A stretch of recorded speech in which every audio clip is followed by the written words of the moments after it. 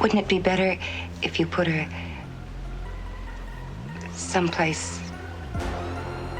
You mean an institution? A madhouse?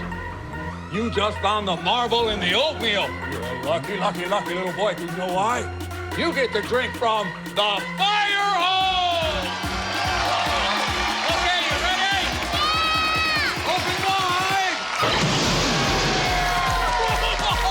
I feel like I'm taking crazy pills! Hey, you want to see crazy? You really are crazy. I don't get it, Doc. I mean, how can all this be happening? It's like we're in hell or something. No, it's Hill Valley, although I can't imagine hell being much worse. Now you want to get nuts? Shut up, you freak! Come on! I say shut up! It's a madhouse! A madhouse!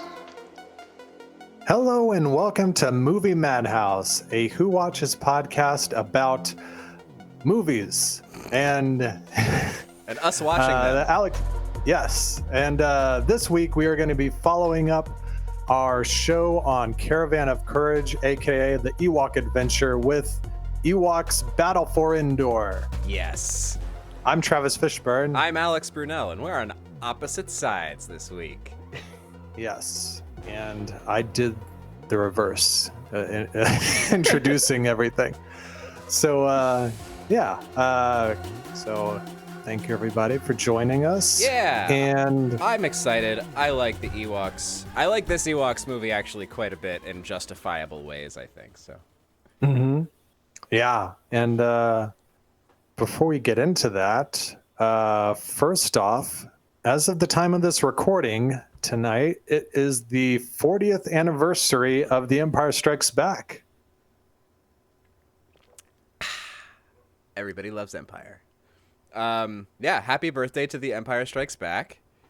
Oh, you froze for a second. I was very confused. Also, just quick shout out. It's my girlfriend's birthday today. Hi, Angela. Yay. Happy birthday. She shares a birthday with the freaking Empire Strikes Back. How great is that? You were telling me some significant birthdays that your children shared. Oh, yeah. Harrison's birthday lines up with Mark Hamill's, and Ezra's birthday is Carrie Fisher's. It's so good. So, yeah. So yeah, happy birthday to Empire. I think there's like a feature page on StarWars.com with probably a bunch of stuff that we've probably seen before, but is probably cool anyway. Mm-hmm. Mm-hmm. Yeah. There's a podcast, actually. John August's Script Notes podcast this week had Lawrence Kasdan on as a guest talking about Empire. Oh, fun. And I got to check that out. I'm lagging, but that's on my list of to-do things for sure. We did a little mini show on Monday, if anybody was here for that. And we're not going to retread so much of what we talked about in that because it was just kind of a we're set up, so let's just chat anyway kind of event. Mm-hmm. But we did go over that Katie Sackhoff is going to be playing Bo-Katan in The Mandalorian. Mm-hmm. I don't know why I deleted the image out of OBS already. Oh, well.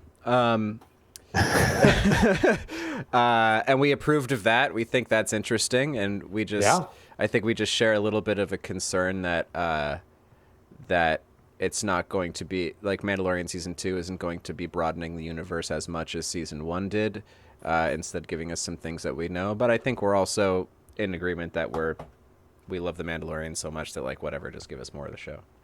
Yeah, no, absolutely. And we also talked about Timothy Oliphant joining the cast, which we're very excited about. There's a lot of potential there. And then no sooner did we talk about that until the very next day. It was the next day. Yeah, it was revealed that Timothy Oliphant would not be playing Boba Fett, but he would be wearing the armor. Yeah, he's being rumored to play a character named Cobb Vanth. This is information all coming from /film. I was going to say, that's what people are speculating, because Cobb Vanth in the Aftermath novels acquires Boba Fett's armor. Yeah. He's like a local sheriff in a town on Tatooine. And he gets a hold of the armor. That tracks. Which, I mean, it fits. Yeah. Seth Bullock and Deadwood getting a hold of the armor. I mean, that sounds fine to me. I also like that the article on Slash Film. I'm just trying to give credit where credit's due because I did not do this research. Does suggest a little bit maybe that Tamora Morrison's bit is more of almost a cameo and might take place in some kind of flashback, and that Boba Fett actually is dead, which I would be fine with. But yeah, so that's some stuff being bandied about. Interesting. Another thing I mentioned on the last thing was this website, the Star Wars Expanded Universe Timeline, which I'm gonna cut to right now. Go to this website, which is this beautifully outdated looking thing, that is the whole Star Wars timeline of the original extended universe. Super comprehensive, interesting stuff. And this is something that came up on my radar just because as we've been talking about these Ewoks films, which were once considered in a version of canon and are now no longer, it's just interesting to see where all that stuff figures in. And the other thing I learned is that Rogue One apparently cooperates with original extended universe or Legends canon. It doesn't conflict with any Legends canon, whereas all the other Disney films totally do. So that's interesting to me. Very interesting, yeah. While you're I saw you scrolling over that, and it's the surface of the Death Star. It feels like you could potentially search all over the entire actual Death Star with that information. Probably could. Probably. Yeah, which in the Skywalker Legacy documentary, they talk about how when they wanted to go visit the wreckage of the Death Star and they were coming up with the idea of seeing it over in the horizon, they were running into logistical problems because like any small piece that they wanted to use was going to be minimally 90 miles like wide. Oh my gosh. So it had to be like way off in the distance. So that's great. That's great. So do we have anything else we wanted to discuss before diving into I just wanted to say I think it's this doesn't have anything to do with Star Wars. It was revealed this week that as part of a deal with HBO Max, the Snyder cut of Justice League will be finished to the tune of $20 to $30 million and released in some format on the Disney Max or the HBO Max streaming service. Yeah, we did it, everybody. You freaking people. You freaking people who are validating the work of Zack Snyder are not doing the right thing. I'm sorry. I don't think Zack Snyder's made a good movie in like a really long time. Yeah. Which is not to say he's never made a good movie. He's made good movies. No. But not recently. Yeah. No, I would agree. I would say my favorite Zack Snyder movie is probably like the Watchmen movie, and that's not even necessarily that good. Yeah. And that has nothing to do with him. It's just because I'm like, oh, I get to see like panels brought to life of this book that I love. Yeah, it's a surprisingly faithful adaptation. Yeah. Yeah. But yeah, that happened. With that, I do like definitely Watchmen is the cutoff. There was like a. You go ahead. Just for me, definitely Watchmen is the cutoff of where he stopped making anything worth watching. I think Watchmen is worth watching. I don't think the stuff that came afterwards is. I think the Sucker Owls of Ga'Hoole? I know. Okay, I never saw Legend of the Guardians: The Owls of Ga'Hoole. I never saw his computer owl movie, so I can't judge that one. But Sucker Punch is awful. Yes. Dawn of the Dead holds up. I think Dawn of the Dead's actually still really good. Oh yeah, no, I would agree there. 300 does what 300 does. You know, but anyway, did you have another bit you wanted to go over before we? Oh well, in regards to Zack Snyder, I do know like there were some like pretty heartbreaking details regarding when he left that project. Yes, absolutely. And in no way do I mean to make any kind of light of what his family has suffered. Like, regardless of what I think about his movies, he seems like a fine human being. His Deborah, his wife and producer, also seems like a fine human being. You know, I wish them well. I just wish they would make movies that I enjoyed more. That's all.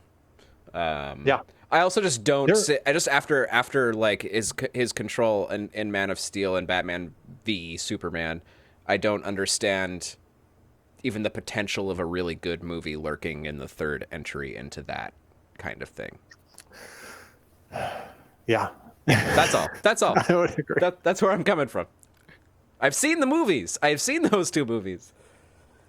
Yeah. Other than that, some other sad Star Wars news is Charles Lippincott died yesterday at the age of 80. And Charles Lippincott, for those who don't know, he was the guy behind the marketing of the original Star Wars when it came out and helped push it into, like, he took it to San Diego Comic-Con, which films really didn't do that at the time. And now that's what you go to Comic-Con for. Right. So he was a big, asset to the movie and Fox for making it, I think, the success it was. He also like worked obviously with the toys and all of that. So yeah, totally. I mean, like, absolutely. Without the person who marketed Star Wars at the start of it, we would not have what we have today. So absolutely, we owe Mr. Lippincott a huge debt of gratitude for everything that we've enjoyed over the last 43 years. Wow. Yeah.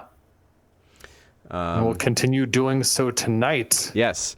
Mr. Lippincott, your work is indirectly responsible for this Ewok movie we're about to talk about. So, your name lives on. You did good. You did good, kid.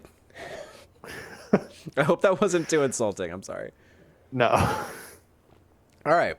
So, Ewoks, The Battle for Endor. Okay, so I'll ask you first. What are your kind of broad thoughts on Ewoks Battle for Endor? Ewoks Battle for Endor begins in much the same way that Alien 3 begins, in which you're like, oh, we're undoing the entire other movie. Okay. So we're gonna, all right. And it was just it's very jarring. Right, because especially within the first 10 minutes, her whole family is dead. Yeah. Sindel, spoiler alert. I mean, if you're listening to this podcast, spoiler alert, I guess. Within the first 10 minutes, the entire, I think it's Towani, Towani, is that their family name? Maybe I don't know. Maybe I made that up.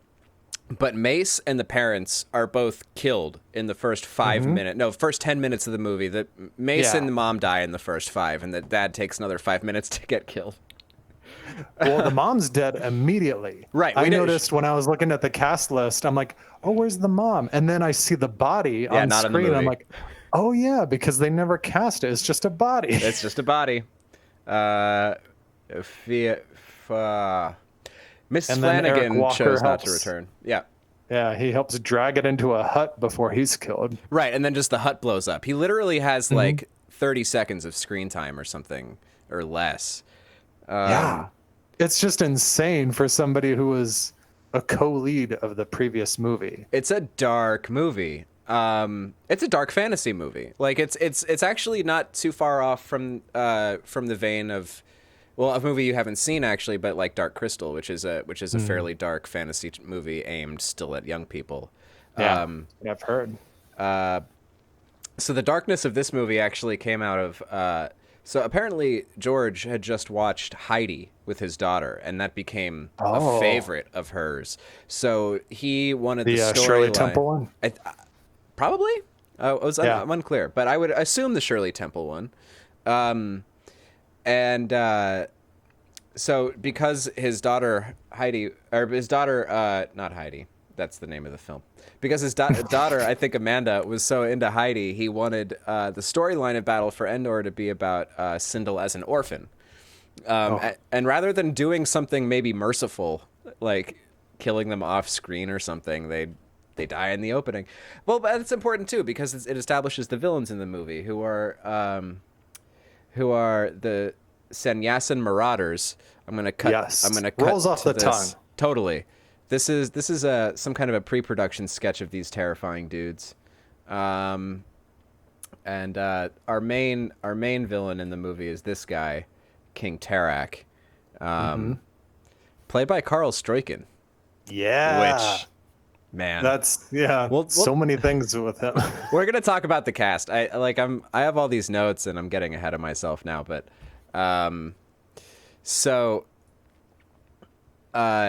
it establishes these villains really quick.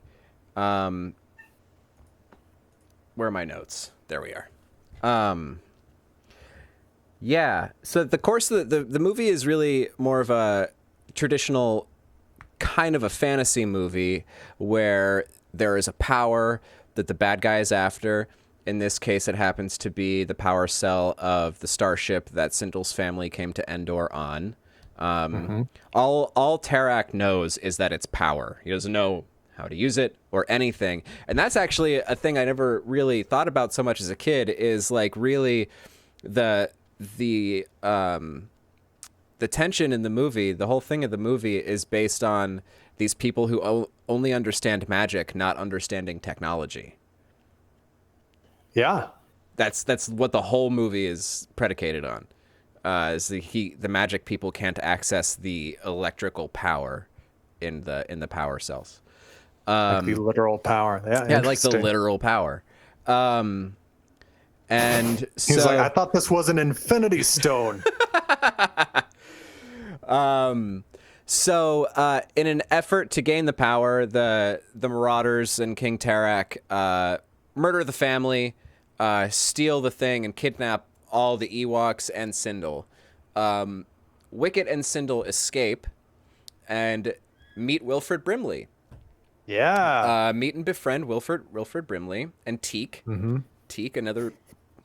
I actually didn't look up what Teek's species is. I kind of don't know if that was ever defined. Was that defined? I'll take a gander. Okay.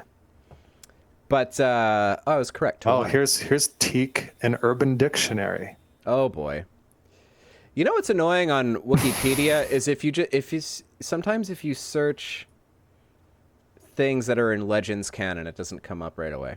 Oh, okay. Teek was a male member of the Teek species. Very helpful. Thank you. Great. Nice.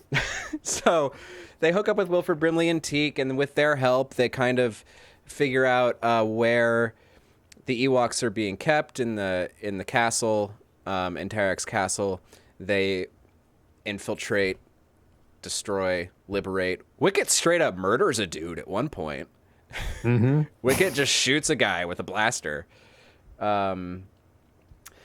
And so this movie actually, like, it does, I think it feels more Star Wars-y than the first one, but it feels still more of another kind of thing. It is definitely more of a children's fantasy movie than a science fiction movie.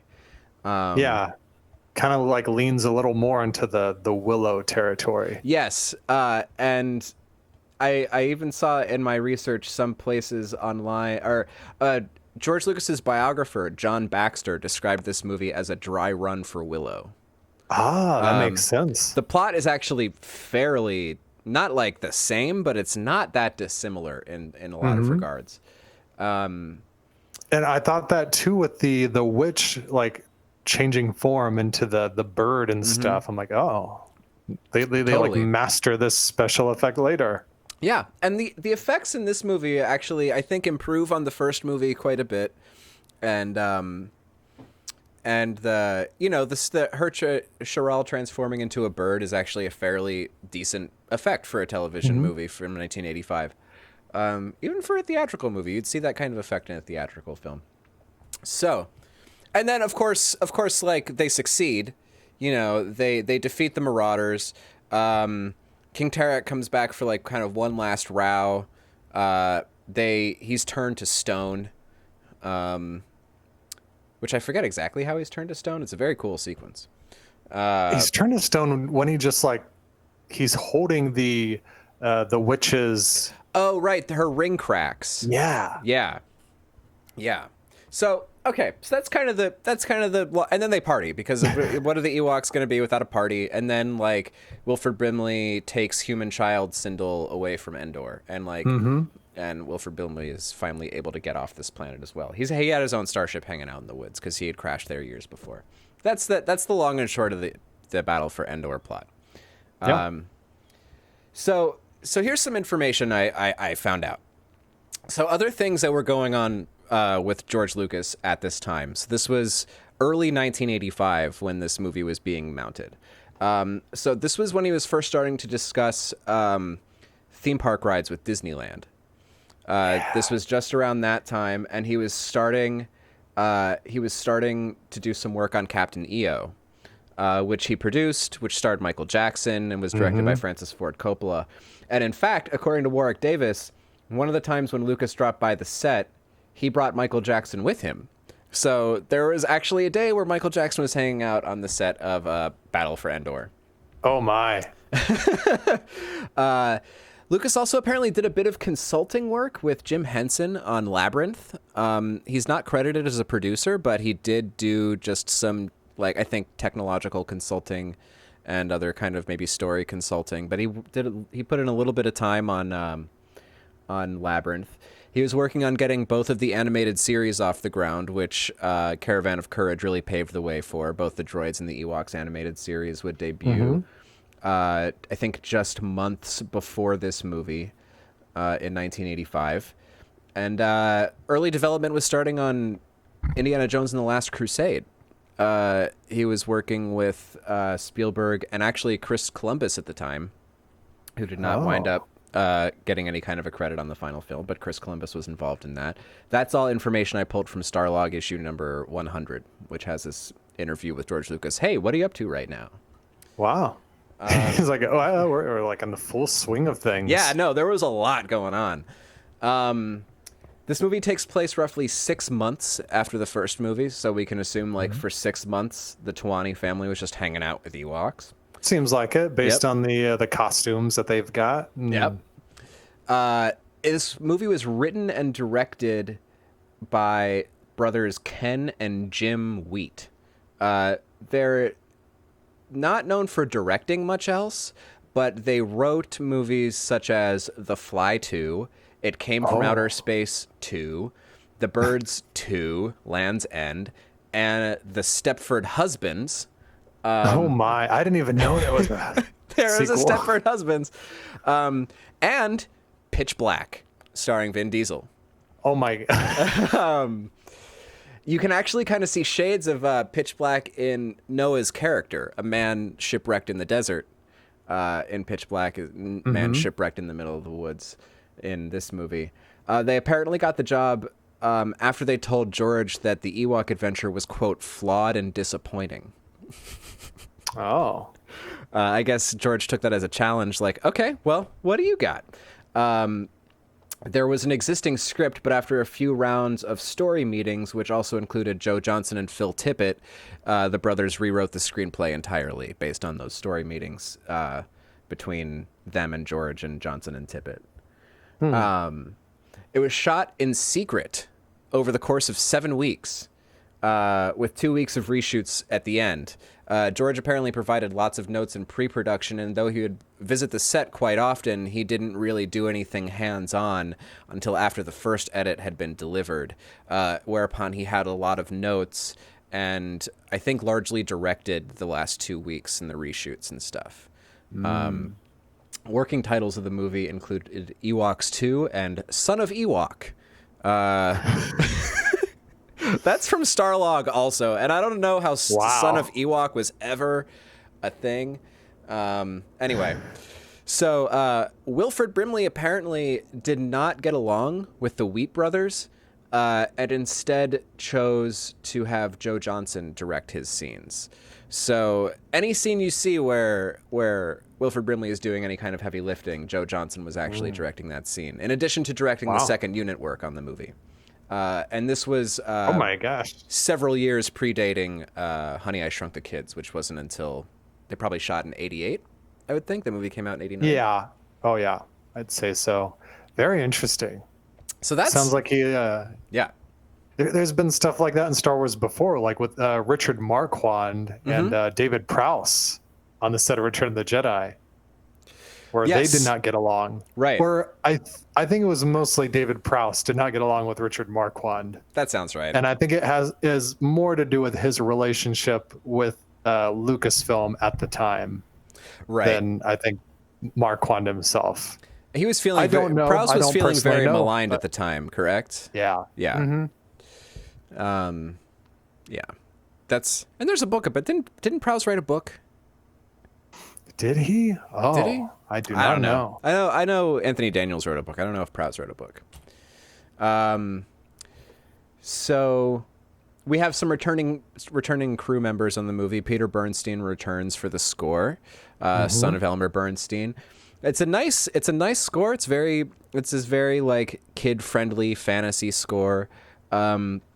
I did learn that there was a soundtrack LP in 1986 released that was excerpts of score from both the first film and this film. Joe Johnson, again, like I said, he directed Second Unit and the scenes with Wilford Brimley, but he was also the production designer again.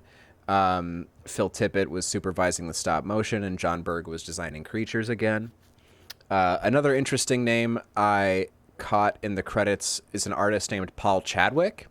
Paul Chadwick is known for creating and illustrating the indie comic book Concrete, which is a classic, and also he's illustrated a bunch of Magic the Gathering cards and stuff. He was the storyboard artist on this movie. According to Warwick Davis, there was supposed to be Ewoks 3, but obviously that never happened. Complete the trilogy. I know. Come on, man. There could be a box set. They could still do it. They could still do it. Warwick could get right back in the suit. That's the thing about Ewoks. They don't age. Yeah. I mean, he did for Rise of Skywalker. Right, he did. Yeah. That was one of my favorite parts of Rise. It was dumb. It was fan service. It was one of my favorite parts.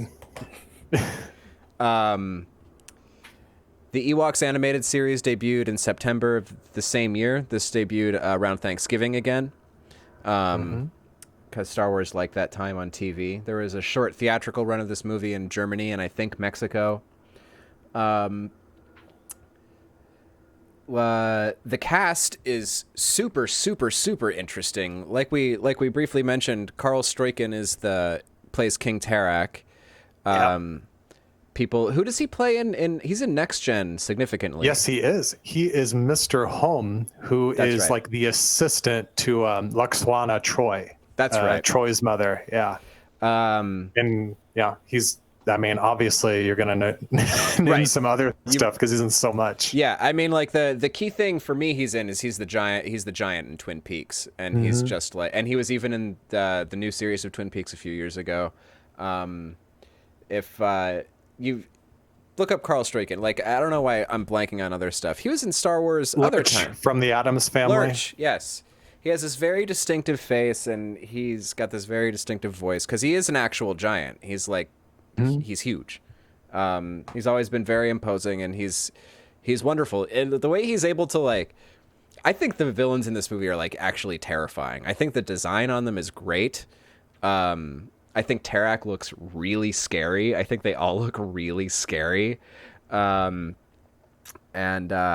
his performance totally comes through the heavy, heavy appliances he's got on his face. I don't even think it's appliances. I think it's a mask.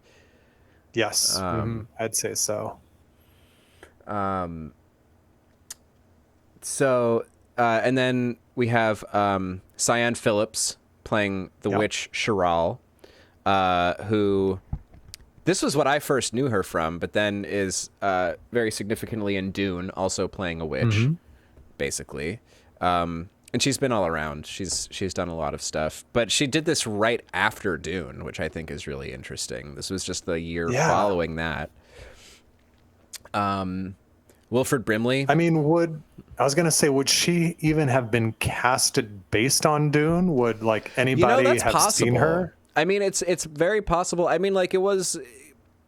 It's not like her being in that movie was a secret. And then also, like, the movie Dune came out in 1984. They didn't mount this production until early 1985. So, like, there's absolutely a window in which they could have seen Dune and been like, oh, this person.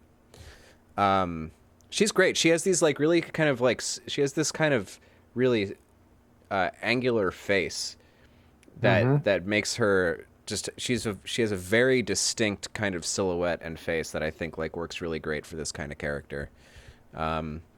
She turns into an earth bird, which is, like, a little unfortunate. There's like 50% fewer animals from Earth in this movie, at least I noticed. There's horses in this bird, but, like, mostly we're back to creatures, which is nice. So Wilford Brimley is in this movie, which just seems weird. Like, I could find no information about how Wilford Brimley was brought into this or, like, or anything. Yeah. They just wanted a curmudgeonly old man. And he does it so well. Yeah. And he's so cuddly. And I also noticed in the credits that Kevin Pollak is one of the people credited for voice characterizations in the movie. Oh, that's interesting. So Kevin Pollak's voice is mingling in there somewhere. He'd be in Willow later. Yes. This is... Well, I wonder if that came of this somehow. Yeah. Oh, we'd have to ask Kevin Pollak on his podcast. Maybe he'll be on this one. Should we invite him to talk about Willow? That'd be great. Yeah. Or this. Or this. Talk about your work in a vocal booth for half a day on Battle for Endor in 1985. So there's two bits that I think are super interesting to Star Wars at large, relevant today even. But first I want to get something out of the way. Wicket speaks a lot of Basic in this movie. He does. Quite a lot. Yeah, he very clearly understands the language. At least he understands it. Yes. And speaks it fairly decently. Yes. So apparently, this was implied by an old article from StarWars.com. Sindel and her family are, again, apparently, actually not speaking Basic. They are speaking another language, which, for the ease of the viewing audience, is presented as English. Much like the Ewoks cartoon series, where all of the dialogue is in English/Basic, even though they're Ewoks and they speak Ewokese. So that is the little kind of haphazard explanation as to why Wicket does not understand Basic in Return of the Jedi, even though these movies take place 3 years earlier. All right. So there's that. Here's the things I'm super excited about that I was really excited to learn upon rewatching this movie. Number one, this movie introduced the Blurgs. Yes, it did. This was the first appearance of the Blurgs in 1985. Which came back in Clone Wars, then Rebels, and then Mandalorian. Very significantly in Mandalorian. They were based on Tauntaun concept art created for The Empire Strikes Back by Phil Tippett. And then got adapted into this design and have found longevity into current 2020 Star Wars, which is like, that's wonderful. I think that's great. Yeah. In the film, the Blurgs are the beasts of burden of the Marauders, of the bad guys. And the other they're thing, much bigger than the one than like the ones we've seen modern canon. Yes. We can assume that there may be subspecies of Blurg from in different planets where maybe one species grows way large. And the other thing is, Charal, the witch, is a freaking Night Sister. Yeah. This character is a Night Sister. You told me that the other night. It's crazy. that was apparently declared by Kevin J. Anderson in 1997 when the character was brought up again in some piece of weird, extended universe ephemera. Which, of course, became very significant in Clone Wars. The Night Sisters played a huge role in that. And I think that's really interesting to me, because that goes back to what I was saying on our Caravan of Courage podcast about Logray maybe accessing the Force in a different way. And you even brought up the Night Sisters. And it does further make the case that, like, the magic is just the Force, and it's a different way the Force is being manipulated that these beings know how to do. It's just a different way to access and manipulate this energy that's around. Which makes it feel a little more Star Warsy. Yeah. It makes absolute sense, like, that she would be a Night Sister. Totally. Like, separated from the clan, wound up here somehow, and, then ultimately is trapped in bird form, I think, once her ring is destroyed. Yeah. It's interesting.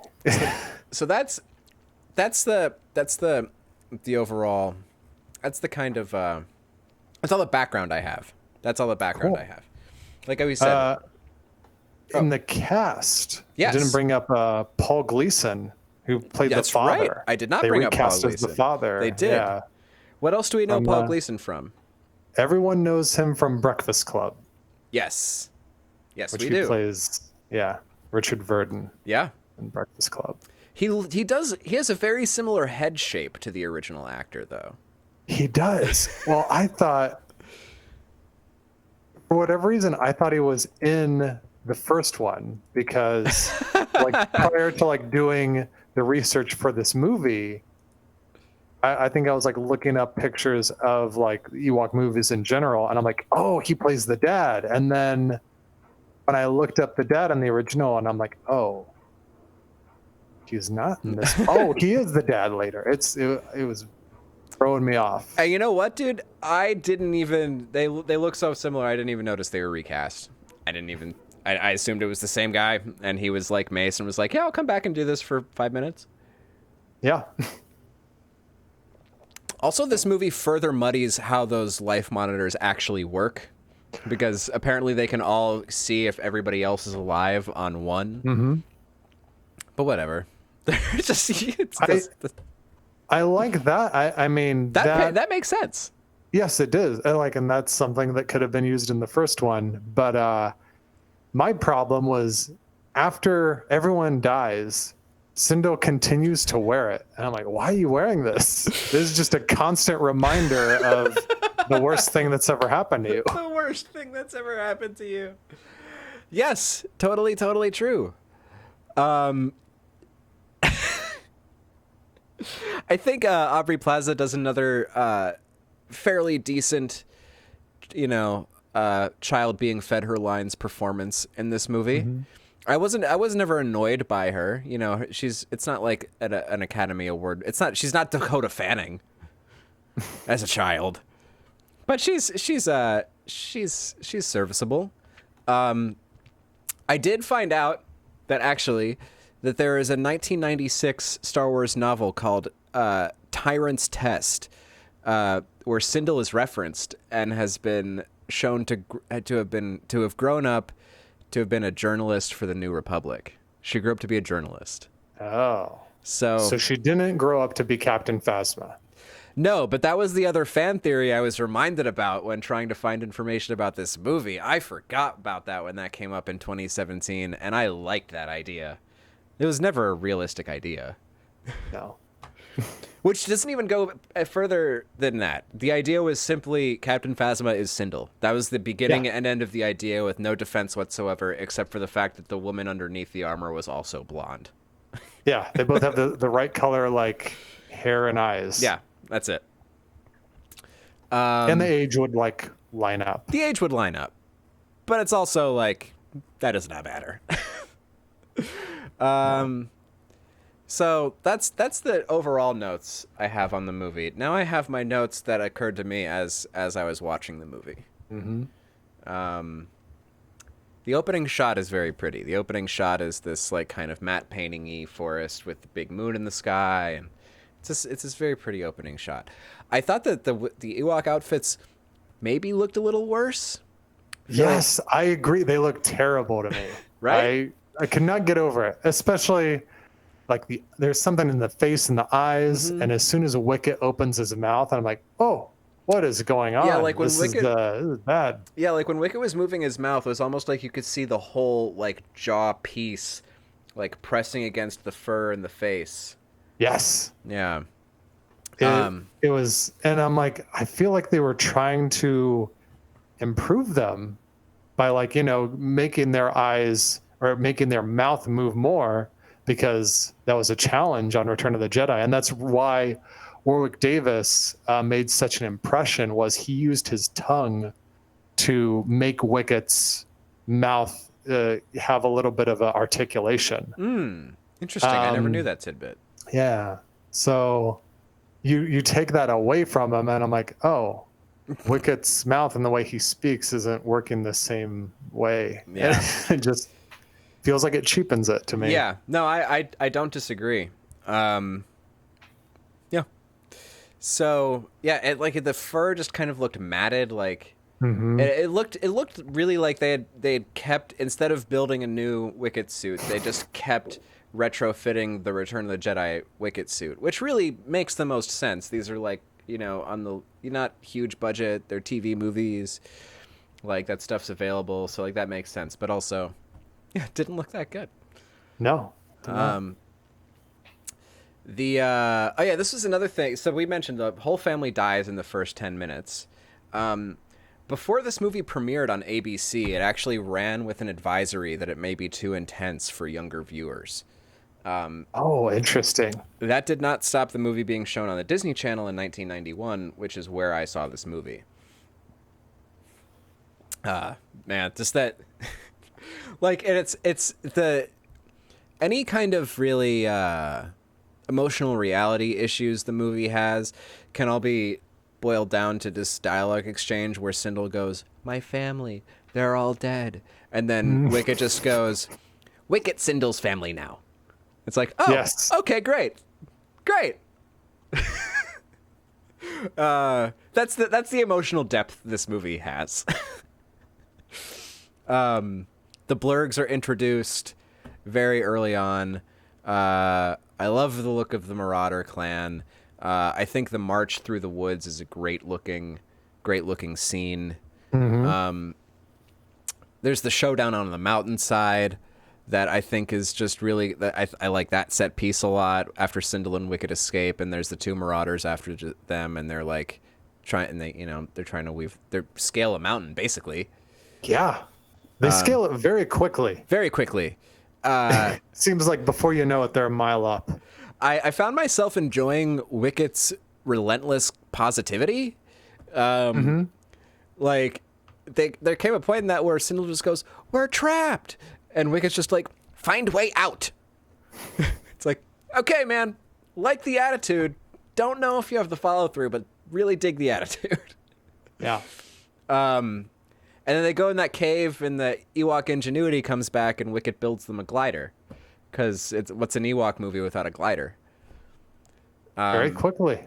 And then the pterodactyl comes after him. Right. That's a condor dragon. But like he built a fire. I couldn't tell if that stuff that he made, was it bones and wood or just bones? Because it looked to me like it was just bones, but then he was burning it like it was wood, and I don't think you can just burn bones like they're kindling. No. Yeah, it would have to be bones and wood, I guess. But he definitely made the glider out of bones, which is hard to... Yeah, he had to go find some more. Dark by itself. And it's a cool... there's a lot of effects working in this segment too, like when Sindel gets abducted by the Condor Dragon, and then Wicket has to take off after her in the glider. It looks very Harryhausen-y. Like the way the animation looks very Ray Harryhausen, very Clash of the Titans. Yeah, there was some green screen work being done in that particular segment that was a little rough, but A little rough. the animation itself, Yeah. I loved. Yeah.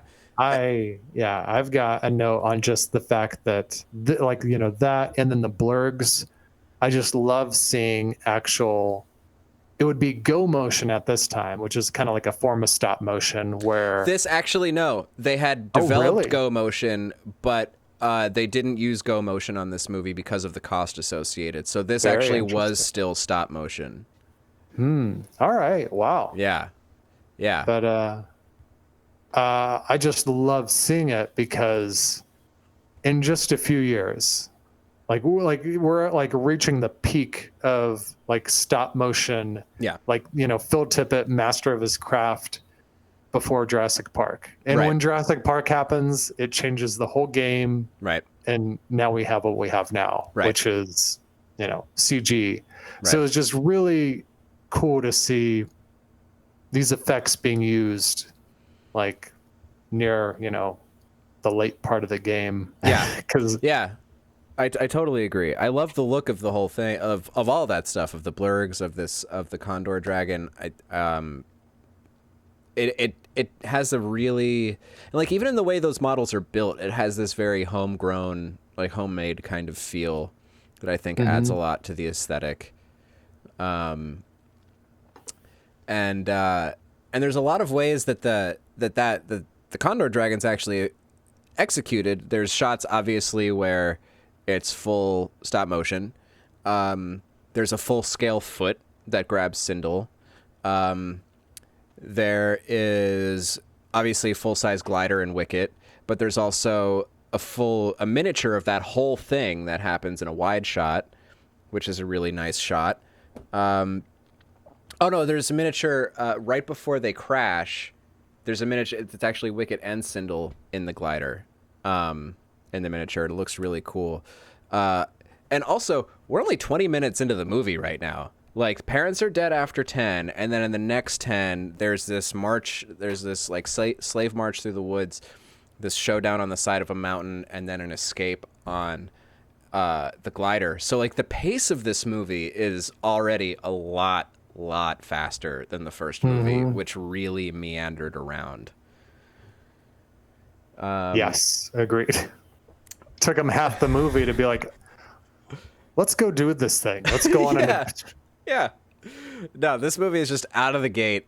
The movie is happening. Teek comes up pretty soon after they crash. I think Teek is a really cool. Here, I'm gonna cut to a picture of Teek. This is Teek, of the Teek species. Yeah. I like this dude a lot. I think he's funny.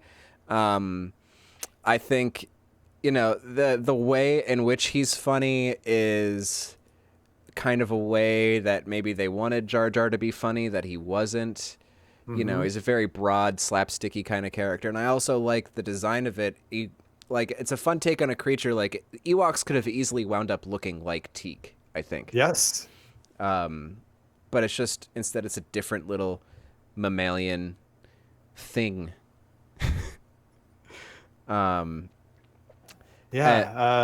kept asking me, she's like, so they never use this species again? Like, that's such a missed opportunity. Why didn't they use him again? And I'm like, yeah. Super fast, tiny mammal. Yeah. He's only appeared, before these movies, I knew him from Star Tours. When you're the old Star Tours, he's in the boarding video for Star Tours where they're given like the little like safety prerequisites. Oh, when everybody's strapping into the seats. Mm-hmm. Yep, he's in there. So the first time I saw this movie, I'm like, oh, that's what he's from. So I need to watch my old Star Tours bootleg. Oh, you have to like send that to me. Oh, yeah. Because it's very hard to find quality Star Tours without old YouTube videos, and you've got like a crowd and everything. Yeah, I think I have a Star Tours bootleg somewhere. I have there's 2 giant binders or 3 giant binders of Star Wars bootlegs down there. Excuse me. And I always laugh when Wicket gets really mad at Teek and calls him a lurdo. I just think that's really funny. I think Wicket actually says at one point during their like introductory skirmish, I think Wicket actually says, I got you, lurdo. I think he says that. Now I got you, lurdo. I think he says that. Wow. And then this is where Wilford Brimley comes in. So like Teek takes Sindel and Wicket to where he lives, which is this hut. They think it's abandoned because it's a mess. Turns out Wilford Brimley lives there, but they don't know that. They've already started making some kind of porridge and some muffins. And then Wilford Brimley kicks them out. As a kid, I always wanted to eat those tiny muffins. I always wanted to eat those. They seemed like such delicious little pieces of bread. There's a cute part where Wicket, like, they build a little fire, and then Wilford Brimley comes out and yells at him, but Wicket burns his butt.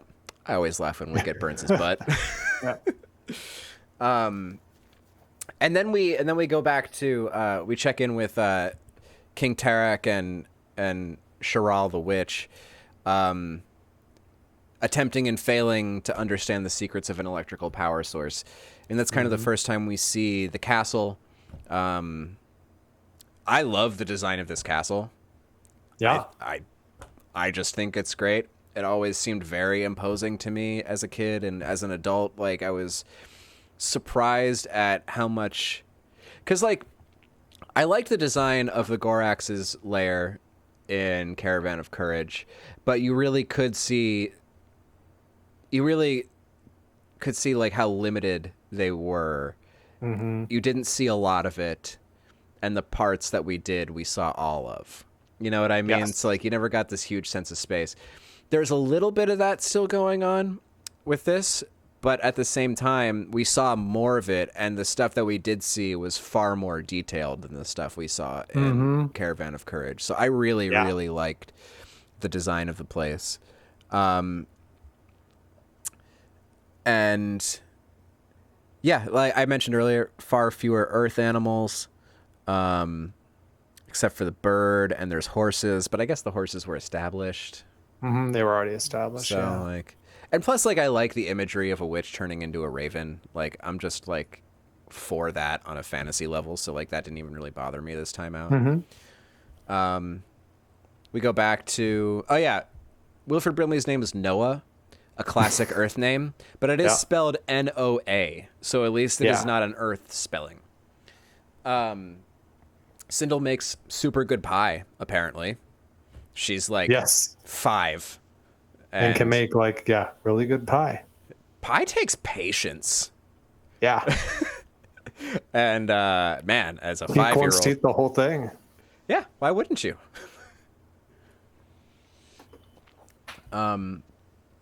It does. But yeah, the castle, like this whole castle was theoretically there in Return of the Jedi. If you looked for it.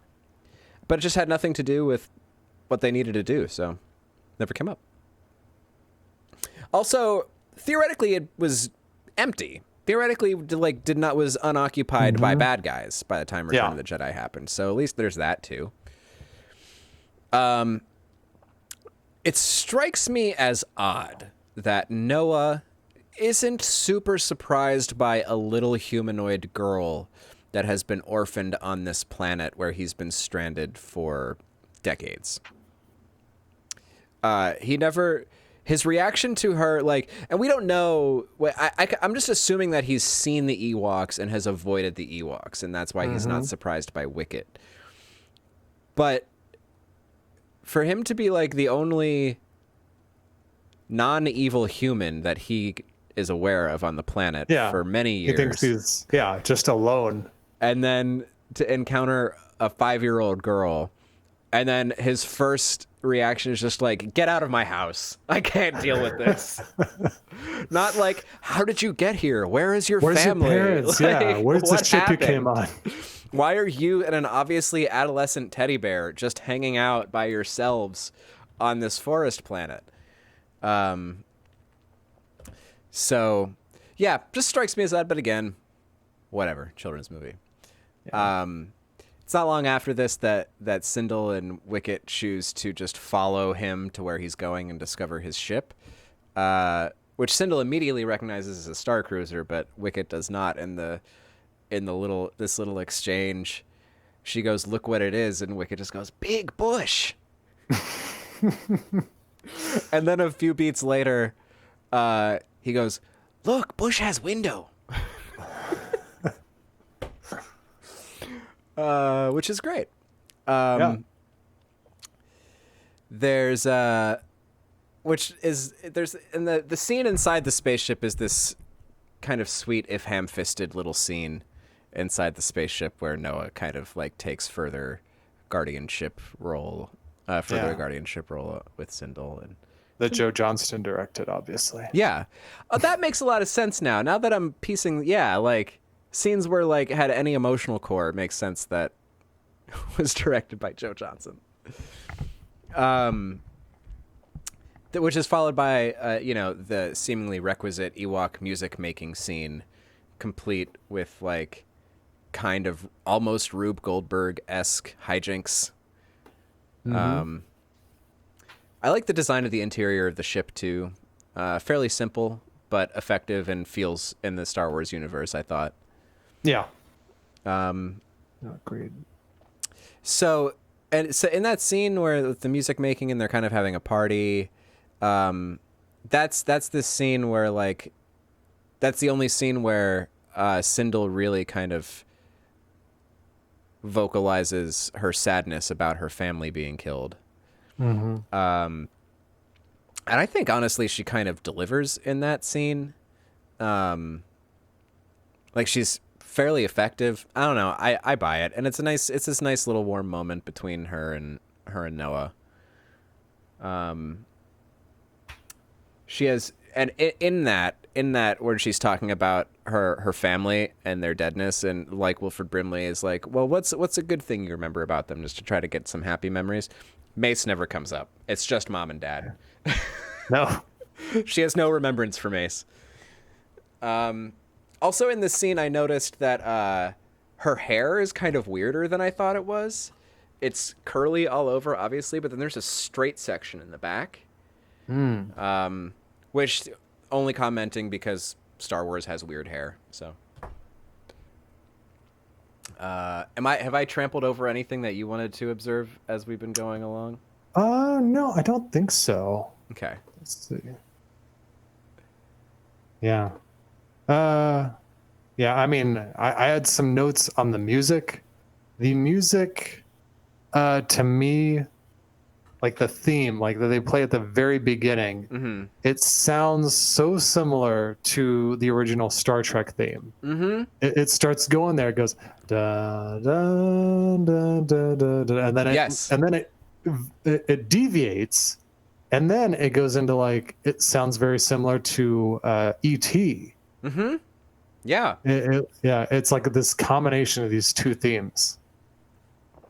Thank you for noting that, because I also thought that as I was watching it, but didn't actually write down that observation. So that's good. Yeah. And then we'll get to the end, but like there's like further like ET parallels at the ending. Yeah. I'm down to the last like half page of my notes here. Wicket gets kidnapped, Sindel gets kidnapped. She gets lured in by the witch in the woods, who's disguising herself as like a good witch, kind of. And so Sindel winds up getting herself kidnapped and taken back to the castle. And then we get this like really funny, I think it's really funny, scene of just Wicket and Noah with no other human buffer. It's just like grumpy Wilford Brimley dealing with Wicket. Yeah. Which I just thought was a really funny scene. And like the witch disguising herself, the witch who is dressed in black with all these feathers disguising herself as a good witch in white with a white horse, is just this like classic fantasy tropey kind of thing. And I like that kind of, because that, like Star Wars relies heavily on that kind of stuff, or has always relied heavily on that kind of stuff, familiar storytelling things as a way to bring the audience into the story that they're telling. So I like that. And then we get a nice little suit up montage with Noah like just kind of buckling things and like putting on a hat or something. It's like, but it's cut and played like he's like, I'm gearing up to go rescue the kid, you know. And then we get this scene. In the palace, where where Sindel is before King Tarak and is like being asked to, or like, you know, they're trying to force her to make the power work. And within this scene, there's another classic Star Wars staple of alien dialogue with no subtitles. We did get a little bit of that in this movie. Charal and Tarak and the Marauders speak some kind of a different language occasionally. Also, so part of the thing I glazed over with Wilford Brimley's subplot is that he came to the planet. He had a partner named Salak, who was a friend of his. It turns out that Salak had been kidnapped by the witch and by Tarak and died and was apparently left to rot. See his bones in the jail. Yeah, it's just his bones are there. And that scene led me to the question, was Aubrey Miller like traumatized by this movie? Because I mean, like, there's a skeleton, these bad guys are very mean looking. Yeah, I thought that it was like a lot for a 5-year-old to handle. Yeah. So you're going to play this little girl whose entire family gets killed by these guys. You're going to be taken prisoner. And then you're going to see the bones of like the best friend of this guy you just befriended. Yeah. There's a lot that she's dealing with. Yeah, like I said, I think the design of the castle is really good. I made a note here. And then like in the escape, the thing that like Teek does with the card up the sleeve, cheating, where they shoot each other, and then you're going to see these two guys murder each other right before you escape. Yeah, that's like my next thing is like the palace to me feels like a grimier, meaner Jabba's palace, kind of just like with the way they're hanging out and like with the way the attitude of the people in there kind of is, but it seems like dirtier and meaner. And like that, like this scene of these two guys playing space cards that Teek gets them to kill each other over, which is like, that's a heavy scene. Really. And you know what? I looked up, I noticed in the credits, one of those guys was Johnny Weissmuller Jr. Johnny Weissmuller was an Olympic swimmer and the original portrayer of Tarzan in the 30s and 40s. Tarzan's classic jungle yell was Johnny Weissmuller. Whoa. So his son, I would assume, became a stunt performer and was in Ewoks Battle for Endor. Wow. And then, you know, like I made fewer notes as the rest of the movie went on because I was just getting kind of enthralled in the escaping. Like I really liked the whole escape sequence and everything that went into it. Wicket shoots a dude. A couple dudes, maybe. So like Wicket straight up murders some people. There's some really fun Battle of Endor, Return of the Jedi Battle of Endor, Ewok style ingenuity that we see come up in the confrontation they have with the Marauders. There's a nice little bit of kind of setup and payoff when to the foot trap that Wicket already got trapped in once. Like when they're approaching the ship earlier, they established that Noah has it all with booby traps everywhere, and they established like a rope foot trap, and that comes back. So movie had a little bit of setup and payoff. Yeah. When they unveiled that catapult, it came like, I'm like, where'd this come from? Because it looked like it was, made out of the parts of the ship or whatnot. I'm like, did they just do this right now? Did they build that? Questions I don't ask. There's also in this scene, so like I've said, Lurdo, dumbass, idiot, whatever, officially is loser, but I think is kind of flexible as to what it means. But I think there's this moment where an Ewok is trying to get a blaster to work, and when he can't, he uses the word feech. which really, in that context, can be nothing other than a cuss word, I think. Yeah. So if you ever want to just like curse in Ewokese, feech. That's how to do that. And yeah, and so there's the transformative ring that gets broken and Teek turns to stone, which is like a super fantasy-y, very dramatic kind of thing. You know, it's dark magic. Maybe it's even like Sith kind of stuff kicking around in there. It is a red ring. Yeah. And then we get this nice happy ending where Wilford Brimley and Sindel go away in the spaceship, and it's nice. The thing, when he gets turned into stone, like Noah and Sindel and the Ewoks, like I feel like in any other movie where the villain is defeated like that, it's just like, that's it, that's the end of this, and then we move on into the epilogue. But in this, they added that extra beat of everybody standing around looking at him. And Wilford Brimley is just kind of like, oh, would you look at that? And then it dissolves to the party, this is right? really messed up. Yeah. Yeah, it does. Yeah, and then actually that's a thing maybe you can imagine. Maybe there's just like somewhere in the middle of the woods on Endor, there is just this, what is now a statue of a monster that is there for all time, frozen in a Medusa-like stone state. Yeah. King Teek. Who again, I just thought was real scary through and through, and like actually, if I guess we'll probably discuss Dark Crystal on this podcast, but there's a lot of parallels also between the relationship of Charal to Teek, as there are to a couple characters in amongst the Skeksis in Dark Crystal. Like she's very much like the Chamberlain, answering to the Emperor, where it's like they have their own, and it's a classic fantasy trope where it's like, you know, the servant who has their own machinations for power that do not work out. Yeah. And they're just kind of simpering the whole time and trying to play every side, you know? Yeah. It's like Wormtongue in Lord of the Rings. Yes, exactly.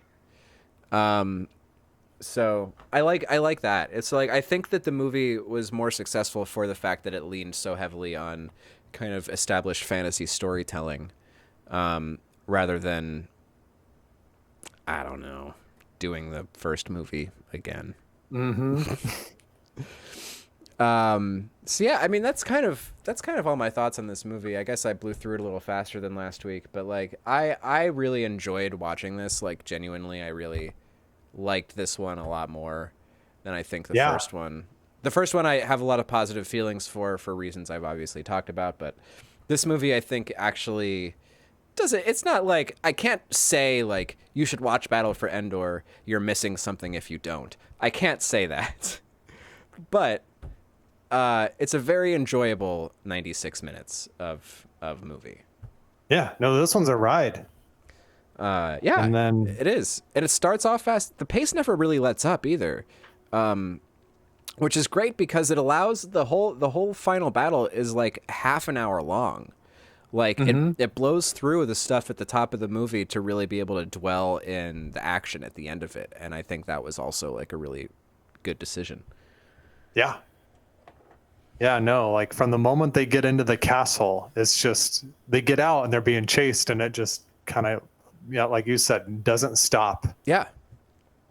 And then, then they're at the end when Sindel and Wicket are saying goodbye and they leave in the ship. It's very much like E.T. It is very much like E.T. at that point. You're so totally right. The design of the blaster turrets on the ship too, when those finally came online and kind of ended the battle, that felt very Star Wars-y also. The way those were designed and the, you know, like the little cockpits that you'd fire from, that felt very much in universe, and I thought that was really good. But yeah, that ending, you're right. It's totally like E.T. Yeah, well, it's all incestuous. It's all the same stuff. Pretty much, yeah. So yeah, I would recommend seeking this movie out. You don't actually need to watch the first one to enjoy this movie like at all. You just unless you want to get your heart broken at the beginning. Yeah, unless you want to have any kind of an emotional investment. But really, like, I mean, yeah, the parents were good, but like, really, you're just like happy to not have to deal with Mace for another movie. Like, no offense to Eric Walker, but just like Mace was not a well presented character, and I'm glad to have boiled that away in this one. Yeah, no, agreed. And speaking of walkers like Eric Walker, Sarah reminded me that she was saying that they look like White Walkers from Game of Thrones. Oh, do they? Which I know you don't watch, but I could send you images, but it's probably easier for you to like search like White Walkers. Do Google image search. We got some similar things going on. You're probably looking at images of like the Night King right now, which he's got like a crown of thorns, Yep. kind of, right? Yeah, I've cut to this guy. Cool. Where are the White Walkers and what's taking them so long? From Wiki of Thrones. This is just Google Images, but I see what you mean. Yeah, like the kind of the high cheekbones. Mm-hmm. Very gaunt looking. Yeah. I totally get that comparison.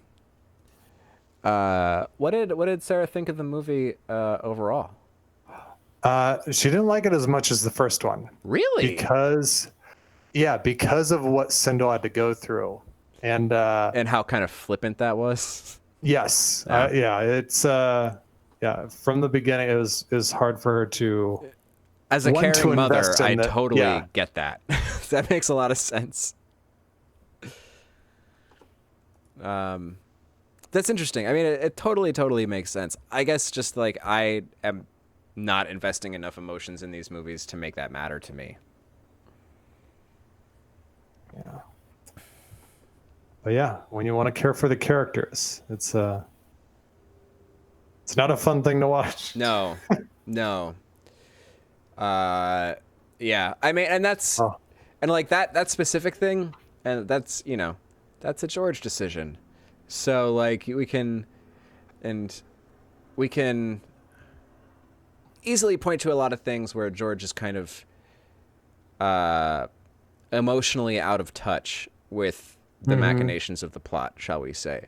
Where like he knows the effect that the things are supposed to have, but not quite the language to make them have that effect. Yet the mechanical things that work to that are still there. Mm-hmm. It would have been different. I don't know. Had this been the beginning and this little girl got orphaned without characters we knew. I don't know. Without like the movie that came before it. Right. But when you told me, I've been thinking about it now during the course of this. But when you mentioned like him being inspired by Heidi, I'm like, oh, that makes sense. I remember that being a pretty devastating movie to watch. My sister growing up, she was big into like the Shirley Temple movies, and I remember that one being very sad. You're very sad for this little girl, and then she starts living with this curmudgeonly old man, and I'm like, oh, it's clicking for me now. Interesting. Yeah, I don't know that I've ever actually seen Heidi, although I know the basic gestalt of the story, but I've never actually sat through it. So that's interesting. Like I knew that the reason that the family died at the beginning was George trying to appeal to his daughter, but I didn't know the Heidi thing until this last bit of research. The research, by the way, just to be credit where credit's due, was largely Starlog issues number 100 and 101 from 1985, which you can check out on archive.org somewhere.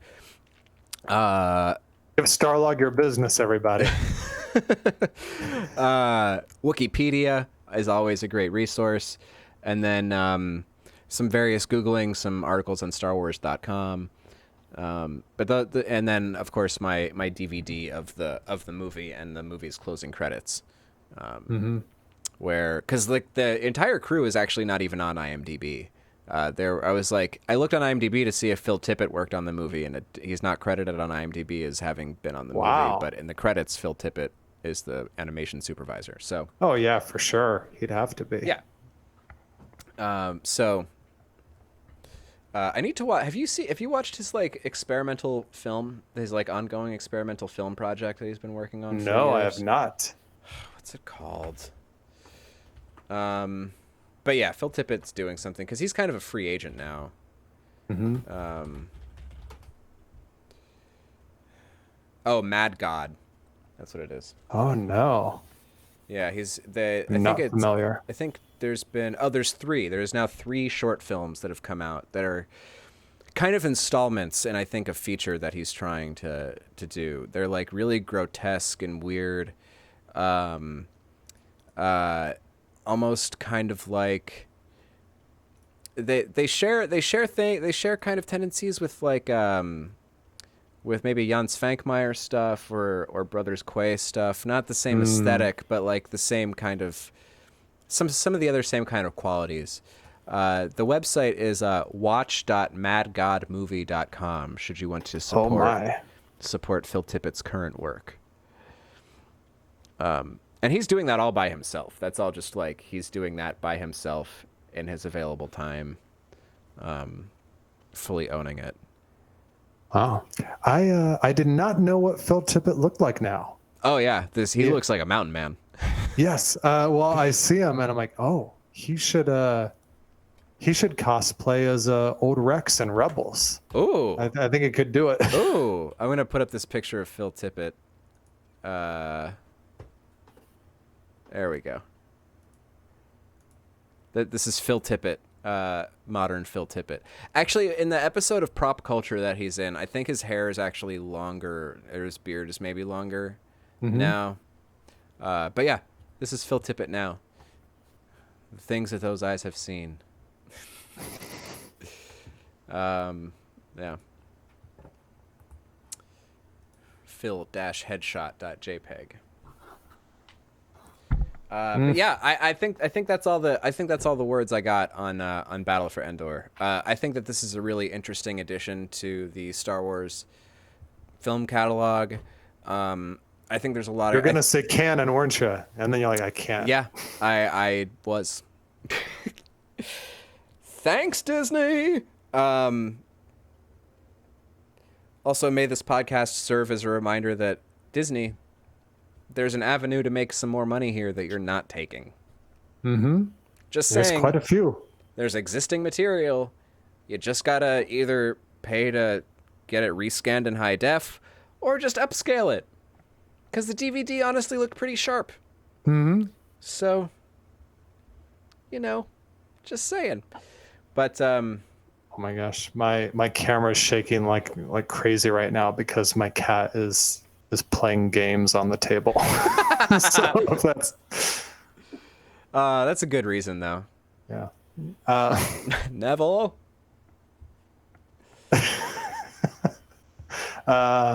Yeah, but so yeah, I think this is a really fun addition to the Star Wars film library. I would recommend. It's easy to recommend. I think. I don't think that it's like. Oh yeah. It's not hard to watch. It's fun if you just accept what it is and just watch it. I don't see how you could be disappointed, really. I could see how you'd be disappointed in the first one. Yeah. Yeah. But yeah, so that wraps up our adventures with the Ewoks. Yeah, and thus ends the transition from the Clone Wars podcast to the movie podcast. Yes. Yeah. So now, or primarily, it seems like what we're going to be focusing on, because we started to compile a list, and it was clear that the things that we were interested in covering were high concept family films, mostly from the 80s and 90s, that they don't make anymore. Yeah. We were saying we think Zathura is maybe the last one. Mm-hmm. Directed by Jon Favreau. Super good movie. Yeah. Really good movie. Yep. The Space Jumanji. And makes no bones about being Space Jumanji either. No. Leans way into it and is better for it. And but we will not be covering Zathura next week. No. Next week we will be watching And You Thought Your Parents Were Weird, which is which you've seen. I've never seen. I've seen, and it's been a very long time. Cool. I probably remember nothing about it other than there's a dad who's a robot. I mean, I know I'm able to get a copy of the movie for us to watch, but is there a way that people can watch this movie?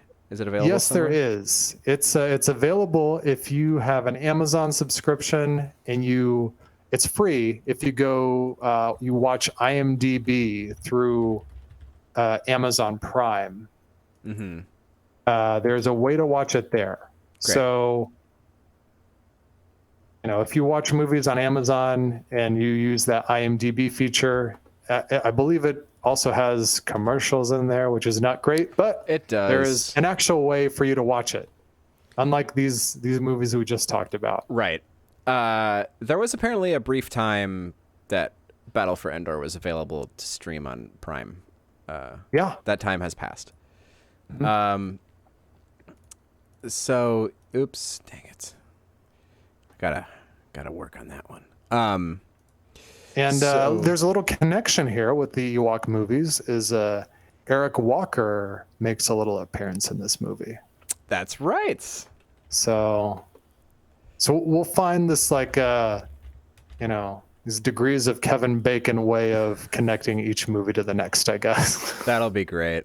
I'm looking up the guy who made And You Thought Your Parents Were Weird. His name's Tony Cookson. Tony Cookson, I see. He only made one other film in 1999 called Love Happens, co-starring Ken Marino.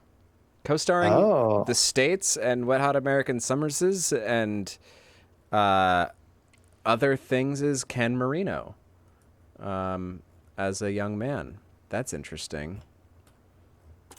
That's weird. Anyway, we'll talk.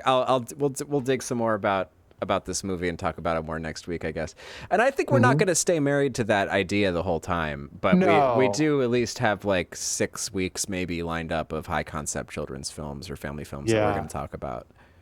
I started throwing more on our potential list today, and I was like, oh, Short Circuit counts in that. Oh, so. I would talk about Short Circuit 1 and 2, which both do unfortunately feature Fisher Stevens in brownface, which is kind of indefensible. But it would definitely have that disclaimer at the beginning that Disney Plus is doing with their older movies now. Yeah, definitely would. But I think those movies might have interesting stuff going on. I don't know. We could watch as adults and find out.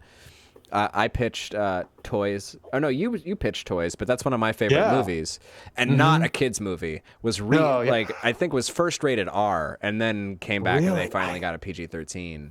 Oh, see, that movie I remember watching as a kid. Me too. And always feeling like, oh, this is kind of dark. This is scary. It is scary. Yeah, it's dark. But I associate it with being a kid. I don't know. I think. Because it's bright and colorful. It's a Barry exactly. Sonnenfeld. That's what our parents were probably like. Yeah, it's got Robin Williams in it, and it's so bright, and it's about a toy factory, and Barry Levinson directed it.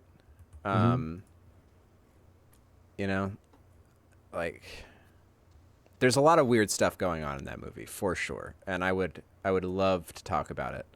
Also, there's a great original song by Thomas Dolby in the movie, and an original song by Tori Amos. Actually, the soundtrack is really good.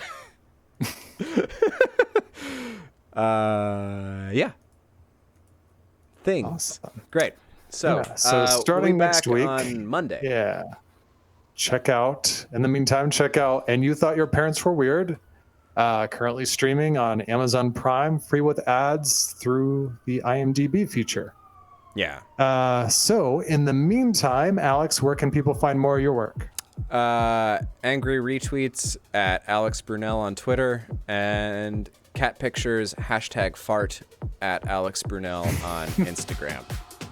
Awesome. And you can find this show on any place you find your podcast, whether it be Apple Podcasts, Stitcher, Spotify, iHeartRadio, all this stuff. Find us on YouTube, Facebook. We're on Twitter at Who Watches Pod, on Instagram. So always leave us a review and subscribe. It's greatly appreciated. Yeah. And if you have anything else to add? No, I don't think so. We're coming back. We're doing this on Monday, right? It's gonna be a Monday. Yeah. Monday is our regularly scheduled programming. Hi, Neville. Hi. I wanted to say hi to everybody. If Cooper was grabbable, I would show Cooper, but Cooper's over there. All right. I guess he doesn't. He is not having it. No. All right. So, awkward little sign off with the cat. And until next time, stay safe, stay sane, and stay smiling.